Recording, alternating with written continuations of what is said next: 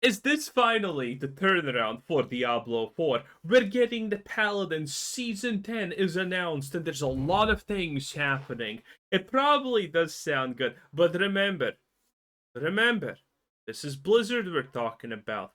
All of this is probably going to be a low quality slop that somehow we have already seen and experienced probably 2 seasons ago. Do not get your hopes up. There's absolutely no chance any of this succeeds. I'm I'm completely doomering. I have completely given up on any chance that Diablo 4 is ever gonna be a good game.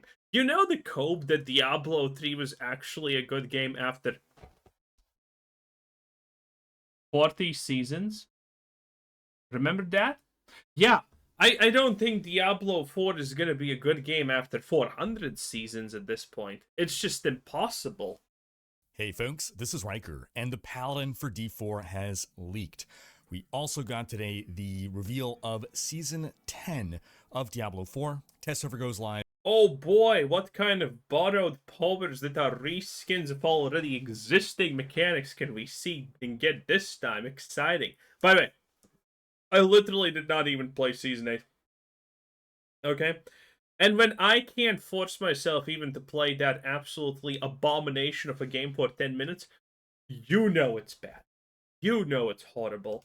Next week, let's get into all the details. First off, In before there's someone in the comment section writing Diablo 4 has an average player base of 20 million. I don't know where this number is coming from, but there are a bunch of people who think that Diablo 4 has 20 million average players a month or something like that. That is insane. real quick, the reason the Paladin leaked is because within Blizzard's internal content delivery network, we have seen this build of Diablo 4 pushed through 2.5x Paladin. Womp womp. So potentially in preparation for Gamescom next week, where people are going to be trying out the new expansion, they needed to put the build on. I cannot wait for the new expansion story. I don't even care about the Paladin. I'm not but no, I need to buy the expansion because I need to play the story so I can completely rip it apart. I mean, Vessel of Hatred story was absolute dog water. I have a review of it. Again, it's one of the most biggest things I am proud of because that Vessel of Hatred storyline is the whole expansion starts with you getting threatened to be killed even though you just literally killed Lilith and that's canonical. And then you go to a house, you know, what's his face house, and there's like a woman with broken kneecaps in there. I'm not joking. I'm just gonna give you the start, and she's like, the guy you're searching is not there. Leave me, I will be fine. Who the fuck even are you, lady? I have literally no clue who you're supposed to be, if you're supposed to be anyone. And I mean, she's literally, my kneecaps are broken. It's abysmal. It is pain. It is the stupidest thing ever. Oh my god, it is the dumbest shit you will ever hear and see. I mean, I am expecting even worse, by the way, for the next expansion. On their content delivery network so that computers outside of Blizzard are able to play this build. Maybe they forgot to rename it, or maybe this is a deliberate troll to misdirect us. That'd be super cruel, however, given how badly everyone wants Paladin. As mine, folks, all my predictions. When in doubt, Paladin out. People love the Paladin, and the fact that they're giving us the Paladin now is probably true, I think. Everyone could have predicted that Paladin's the next thing because one, people want it too. It's like a desperation move, okay? This is Blizzard's Assassin's Creed Shadows, okay? This is the equivalent. 4 upcoming expansion 2 can be found in this video here. I'm expecting early next week at Gamescom to get the full reveal of the expansion, so do stay tuned for a video coverage of that if and when it happens. I'm But pretty now on to excited. the other news of the day, the Sanctuary sit-down, which replaced the campfire chat, so there was no dev stream. Instead, this was a Discord. Oh boy, we need more of these. My favorite screenshot to use as a thumbnail for these videos is when the developers are like, yeah, they're literally depressed because the game's garbage. That's my favorite one. It tells you more than 1,000 words. Call hosted by streamer Cliptus, so you could have watched it either on his stream or followed along within the Discord. The Sanctuary sit-down was originally framed as something in which we'd be able to talk to the devs, ask them about anything. Due to technical difficulties, we kind of lost half the time, and so there really wasn't much opportunity for questions, but we did get the a surprise for me, the full reveal of this Season 10 content during this, or right before we got the patch notes, during the Sanctuary sit-down, and yes, there's more powers, there's chaos.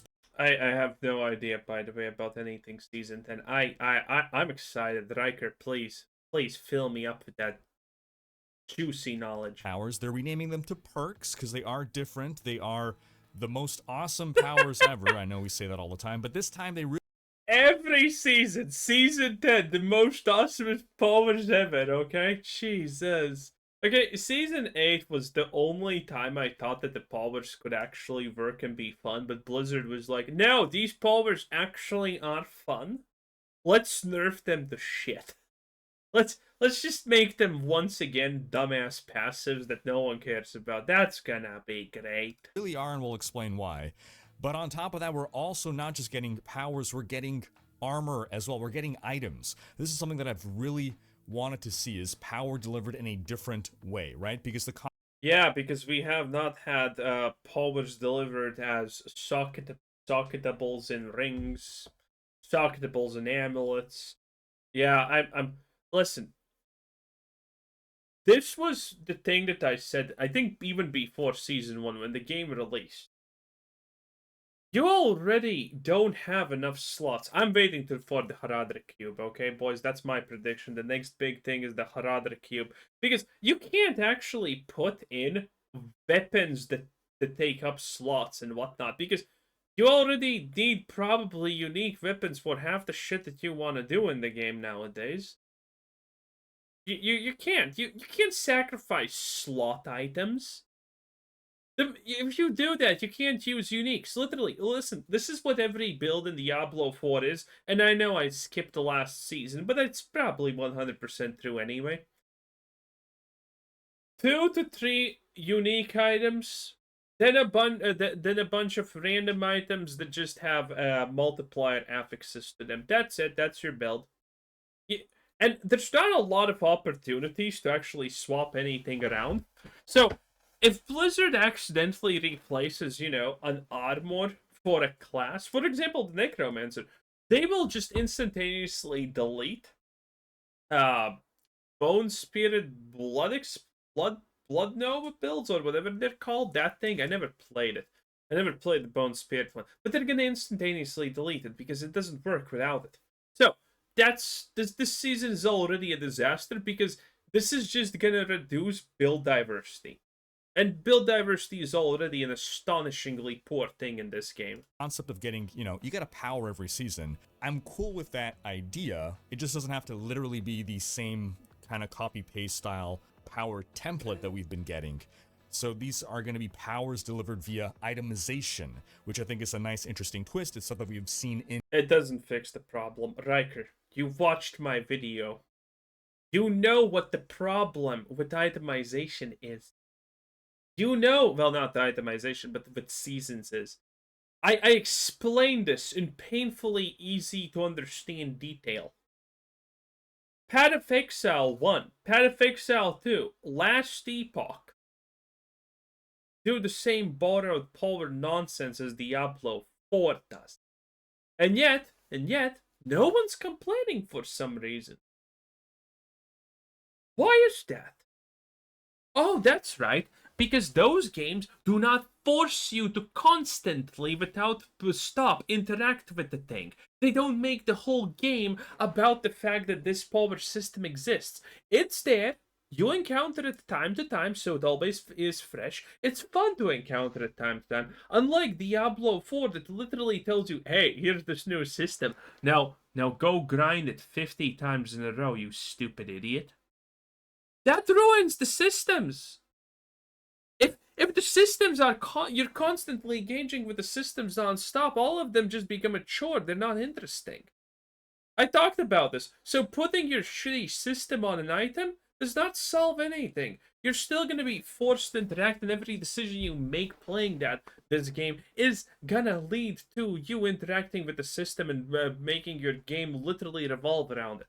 It's still gonna get annoying fast. In Diablo 3, for instance, where some of the seasonal powers were like ethereal items or the soul shards, right? Itemization. But as you go through here, the test server will be available on PC August 19th through the 26th. We'll get to try out all this new stuff, and Marak, the PTR booster guy, will be available as of day 1 this time. Typically, they would wait like a day or two to let us level up normally. Yeah, because Blizzard at least has understood that no one likes leveling. Congratulations. Before letting us turbo boost ourselves with Marak, this time they're just giving us Marak right away. So first off, Infernal Hordes Reborn. This is a change coming to Eternal as well. This is permanent. They are juicing up Infernal Hordes in a number of... Oh boy! This is only, what, the 5th time they have done this? They reworked it, they juiced it up, they juiced it up again. Oh boy! Oh boy, I'm sure this time it's gonna be a success. Ways, all of the weak offerings, right? Everyone would just take either elites or more commonly Hellborn offerings, right? All the weaker ones are going to get juiced to bring them on par with those. Oh wait, no, I'm sorry. I thought this is the Infernal Tides. My bad. Not an actual Diablo 4 player at this point. Why would I waste my time? I'm looking down at anyone who's enjoying Diablo 4, okay? Listen, I'm not playing around. There is no reason at all to play Diablo 4 at this time. It doesn't matter if you're the dad with 15 different wives, 300,000 stepchildren, you have negative 3 seconds to play a game every day. You still shouldn't be picking Diablo 4. It's just that simple. We'll see. At least that's going to be the intent. So if they're not up to par, we'll give that feedback. They'll act on it. You'll also get to make a choice immediately as soon as the Infernal Horde starts this time. They've made some changes to the Fel Council. So they're getting upgrades. One of them is going to be randomly selected to be the boss of the bosses. But one of the cooler things here is Chaos Monsters. They're adding a whole new family of monsters to the game, and these Chaos Monsters are going to emerge. So some of the waves... Oh, look at that. The Chaos Monsters look like a pile of... Well, exactly what this is, honestly. How creative and innovative. Yeah, it's the same shit, different color once again. What a time to be alive. Infernal Hordes now, sometimes you'll get a choice of a 4th offering that'll be for a Chaos Wave. And that's going to just be batshit crazy stuff. A Chaos Wave does not offer any boons or banes. It's going to be a more difficult, more frenetic, and even almost, they describe them as almost like mini games with kind of different style objectives. The example they gave was, you know how typically we have to destroy those etheric masses? Well, one Chaos Wave kind of mini game would be you get one giant etheric mass spawn in the middle, and you have to defend it. And hordes of enemies are going to come in and try to run forward, and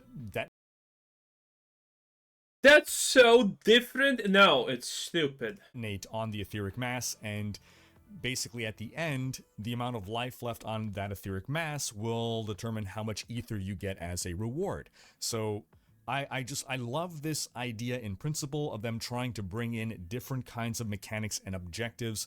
I always encourage devs to experiment with this sort of stuff. It's almost like a mini tower defense mode. So the Chaos Waves have more difficulty, but also better etheric rewards. Some examples given here is dodge deadly projectiles from Chaos Rifts, slay a rampaging Hellworm, which seems to be this over here, or hunt down erratic Ether Goblins. And this all leads to a new boss fight. Yay, more goblins, yay. More goblins, guys, yay. Right, Bartuk, the Warlord of Blood, which, if that name is familiar within lore, Congratulations. I do remember a Bartuk, though I have no idea what the fuck is a Bartuk. Otherwise, go watch my lore series, please. But basically now at the end of the Infernal Hordes, you'll be presented with an option of fighting the Council, or if you have enough ether, you can spend that ether to Gamba. It is an ether cost to fight Bartuk instead, which is a much more challenging fight, but if you defeat him,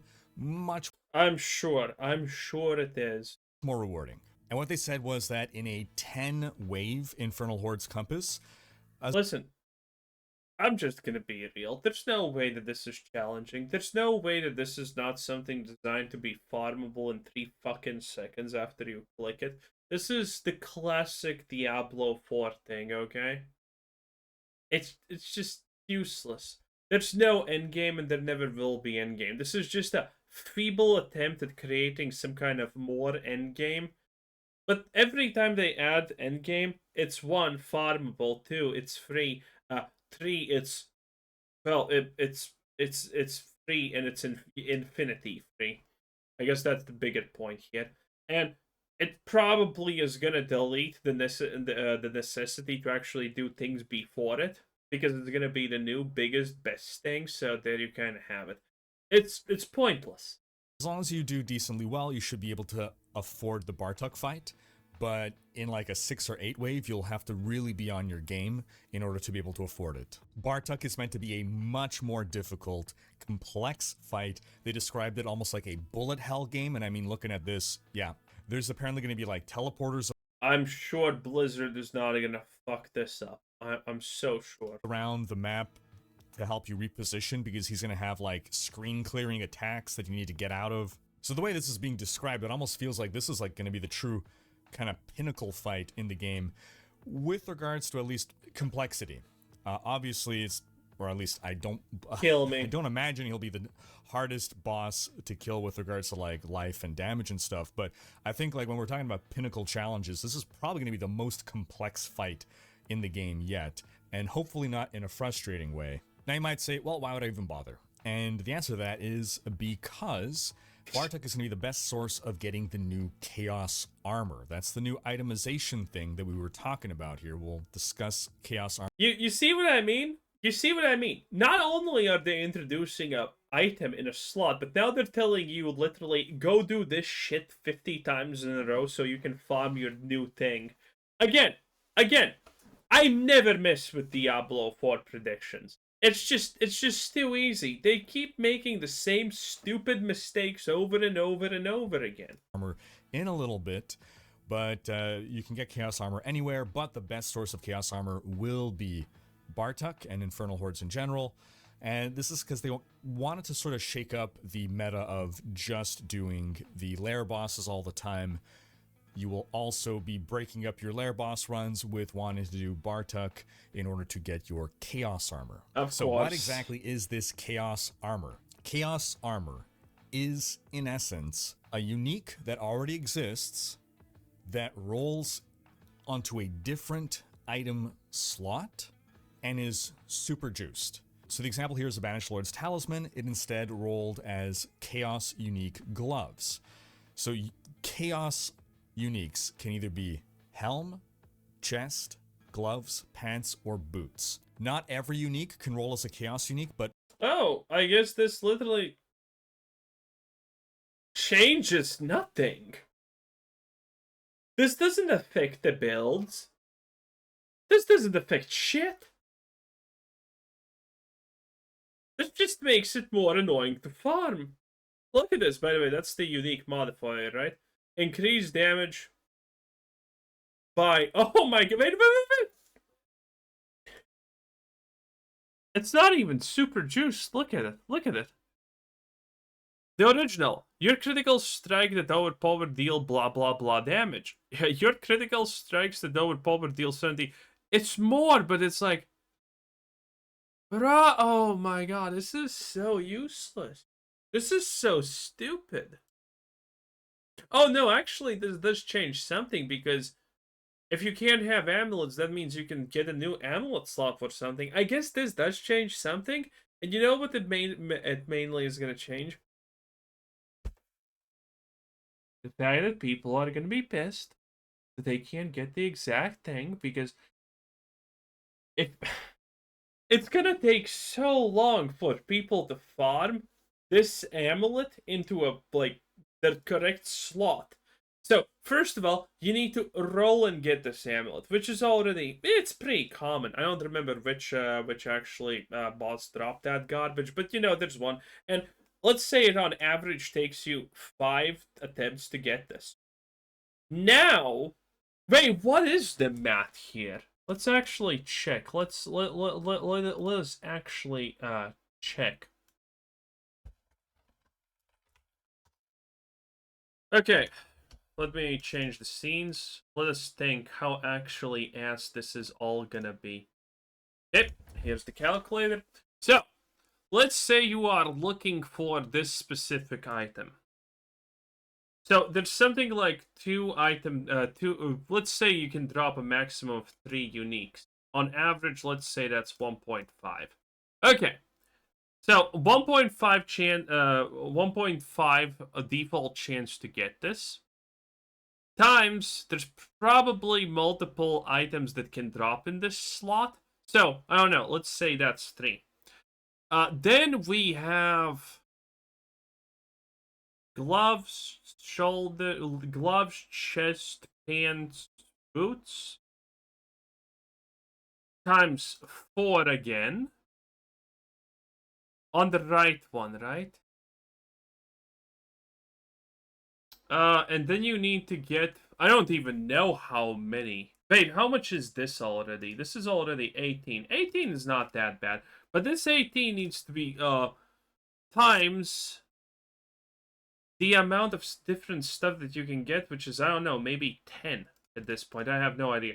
But literally, this shit is gonna take you 50 runs. I'm assuming. I don't know the actual stats on what kind of numbers there are. But my base assumption here is, by the way, boys, literally that you're gonna have to probably easily run 50 times to get the right item in the right slot.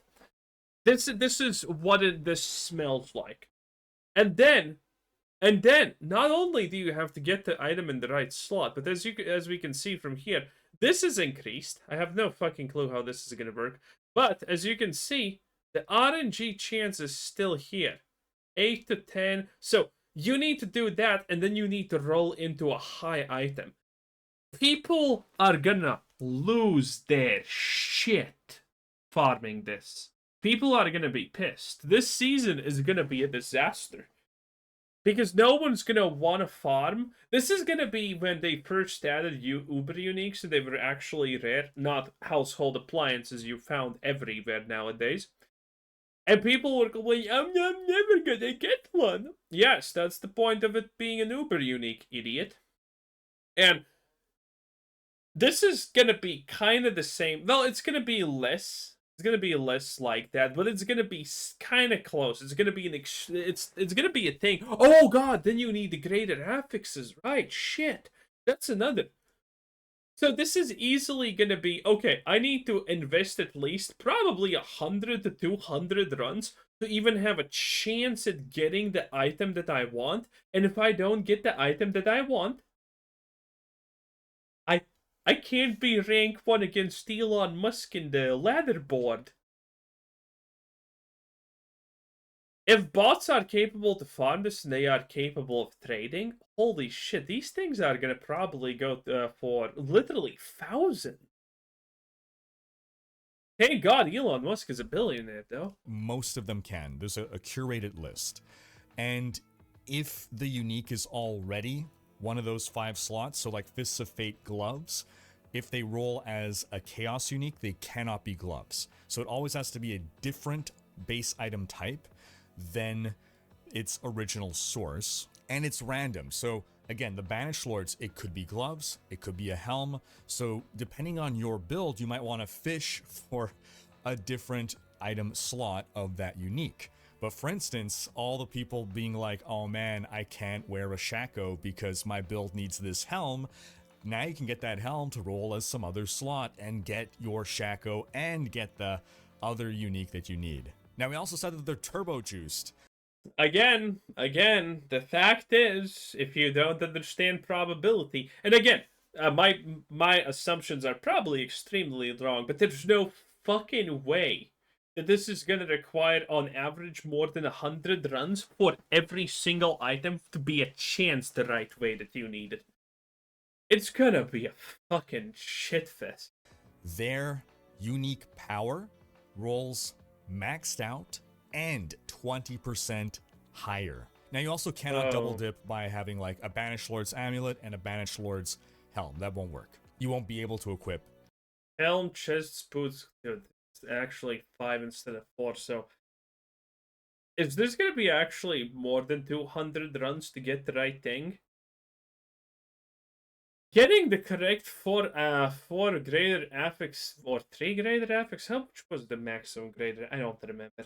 Getting those already requires I mean, it requires you to just swipe your credit card, let's be honest. This is gonna be the same shit, if not even worse.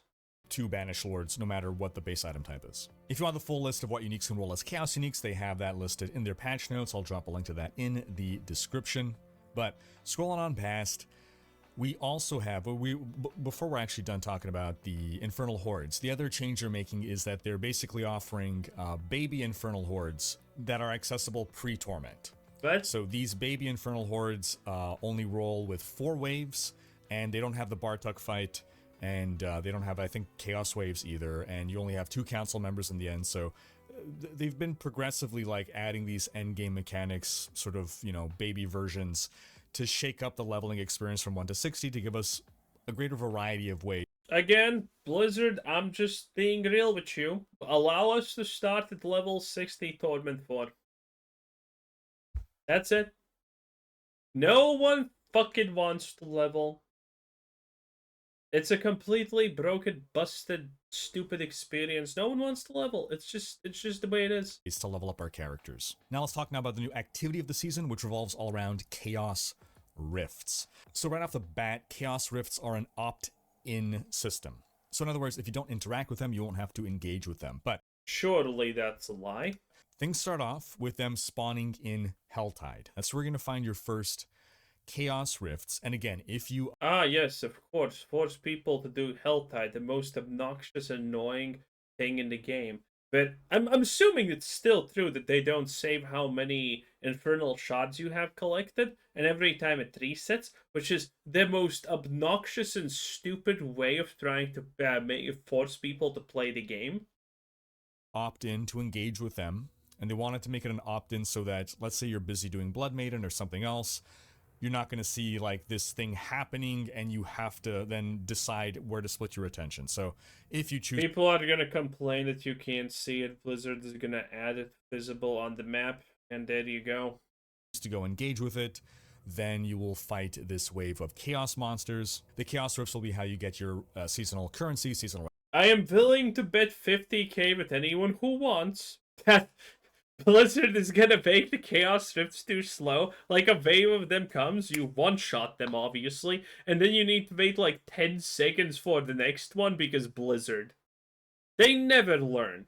They never learn. Reputation. Now, if you manage to close a Chaos Rift in a Helltide, there's a good chance you're going to get a new kind of Nightmare Dungeon sigil. I'm joking, YouTube. That is basically a Chaos Rift Nightmare Dungeon. And in that Nightmare Dungeon, you're going to have a bunch of Chaos Rifts and Chaos Monsters. It'll all be juiced with a lot of density. And it is by closing those rifts... Listen, the problem with the fucking Chaos Dungeons, or whatever dungeons that you're talking about, is not the fact that they're not juiced enough. It's the fact that their layout is so fucking poor and ass that I literally never want to step into them. In Nightmare Dungeons, that you will then be able to get the new special baby compasses for Infernal Hordes. Alright, on to everyone's favorite, the new seasonal powers. Oh wow! This is so unique and unexpected, wow! So, let me give you the breakdown, okay? These are the rarest ones. These are the only ones that you're gonna realistically use. These are the semi-rare ones, and they all gonna... So this is the one that you're gonna be using, and then these are gonna be shitty multipliers. Congratulations. First off, they're calling them perks instead, And that was a deliberate choice, not just a marketing choice to get us to stop. You can consume each corpse twice. Consume corpse creates chaos burst, dealing shadow damage. Well, I mean, that's kind of what I like playing, to be honest, so technically not even that bad, but, I mean, still. Oh, wait, is this unique to the Necromancer? This is, isn't it? Oh, that's kind of neat. If it's unique to each class, that's actually a win. Not saying it's going to be good, but you know. Meme about powers, they really do perform differently. The analogy they made was that the seasonal powers we've had so far, which has been what, like 5 seasons? Season 2, 6, 7, 8, 9, yeah, 5 seasons worth of powers so far. It's basically just been an icing on the cake being your build, and every season they kind of scrape off the icing and put on a different flavor of icing. It doesn't fundamentally change what the cake is or does, or it's just a I'm not gonna believe that this is also gonna change. I'm not gonna lie. superficial change. So when designing chaos powers for season 10, they really wanted to not just change the icing, but change the filling.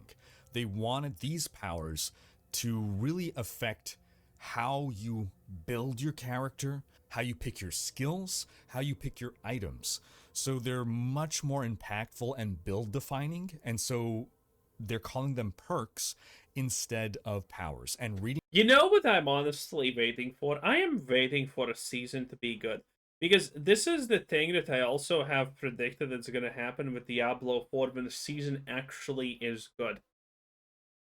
Given enough time, the season is going to be good. Maybe it's going to be season 12, maybe it's going to be season 375, but given enough time, a season is going to finally be good.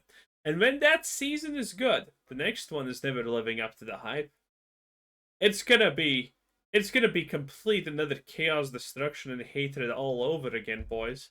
what these do, and they've shown what they all do, I have to agree. These are definitely build defining, and altogether the combination of chaos perks and chaos armor, season 10. I'm gonna assume that this is that they're not actually build defining. It's gonna be the same bait and switch as in season 9. Season 8. Season 8, sorry.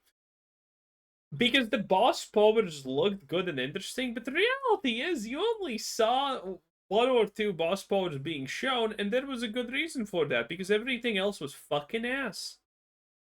There you go. There you go. So, the stuff that Blizzard is going to show you is going to be the most interesting one by far, and everything else is just going to be a poor man's multiplier. That's literally it. Like, look at this. We can already actually surmise from the icons what's actually happening here. This is some kind of cooldown thing. This is maybe a curse thing or whatever. This is something to do with fortification, most likely, and this is corpses. Then, so that means that we can surmount everything else that's happening here based on this garbage. This could be actually some kind of curse thing. This could be, oh no, this is some kind of boost. This is another type of boost. These are passives probably. And stuff like this, essentially. It never stops. It never ends. So, yeah, I bad. It's just bad. And is going to be the most insane season of D4 yet with regards to new builds, new combinations, crazy OP things. It truly is embracing. Dude, in B4, by the way, if this is true, Blizzard is just gonna nerf it. I don't remember which season was that, but there was a rune combination that allowed you to teleport and people fucking loved it. Yeah, Blizzard nerfed that in a day. People find something that they like and love, Blizzard just murders it in less than 24 hours. It's a joke at this point. Like, what is the point of something being good if you know that the outcome of something actually being good means that it's gonna die? Embracing chaos. So obviously here we have our familiar interface. You can equip a total of 4 chaos perks, 1 unique one, and then 3 of the whatever other rarity. They have their magic, rare, and legendary. And another distinguishing thing with the perks is that there are class-specific ones. So each class has 16 perks, and 4 of them are class-specific perks that really lean into whatever your class can do that other classes cannot. So some examples of these build changing perks. Unstable power. Your basic skills are guaranteed crits and overpower for increased damage, but they have a 3-second cooldown. Your core skills deal increased damage, but reduce your max current resource by 20 for 6. No. Basics. What would be the point of that? Maybe the cooldown is actually reducible? I don't know. But they have a 3-second cooldown. Your core skills deal increased damage, but reduce your max current resource by 20 for 6 seconds, stacking every time you cast your core skill. You can no That sounds literally unusable. longer be healed above 50% life. You gain 10% max all res, 40% more armor, and 100% increased barrier and fortify. Wow. Here's one, brawn over brains. Well, actually, by the way, let me teach you something about math, okay? This is going to be an easy one. So, the max res is currently 75. 5% more maximum res doesn't sound that much now, does it? But you need to, because it goes from 75 to 80. But the reality is 75 to 80 is a difference of 20 damage percent. Yes, 5% max res after 75 is the difference of 20% damage. And 5 above that is 25% damage reduction. Those are some seriously goddamn big numbers. Okay? So, max 10% max res is huge. That's, how much is that? I don't know. That's slightly below 50% less damage taken. That is insane, boys. And 100% increased barrier and fortify. Well, technically it's 40, but that one sounds perky. On brawn over brains, you gain a bunch more max life, healing, and overpower damage, but your max resistances are reduced by 25%, and your damage reduction from armor is capped at 60. Who cares? Doesn't this, like, literally make Spiritborn overpowered? Because not a single monster is supposed to hit you anyway. You're supposed to stun them with every class, and, you know, that's it. Some of the class-specific ones here. For the Barbarian, your equipped shouts are now always active with increased effect, but your max fury is reduced per shout equipped. Here's one for Druid. Wow, that is so cool. Too bad fury is an infinity resource that no one cares about. You see what I mean? You see what I mean? The moment you look at everything, it all falls apart. They use corpses 2 times for Necro sounds awesome. But this is what Blizzard does. They bait you, they lie about this sort of stuff. They show you the one that looks cool. And everything else is bad. Shapeshifting into a new form uses a free skill and grants an additional bonus for 5 seconds. Oh, free skill is pretty nice, though. That's actually interesting. Okay, that's actually interesting. So you might want to have a build that's shifting between werewolf, werebear, and human in order to be stacking all these bonuses. Here's a crazy one for Necro. Your core skills basically become ultimate skills. They cost no essence but have a big cooldown. Your ultimate skills become core skills. They have no cooldown but cost essence. Here's one for That's stupid. One of my predictions that's going to happen for Diablo 4, and it has been a thing, by the way, since like Season 3, is the fact that ultimate skills are going to have no cooldowns, and they're going to be spammable. There you go. There you go.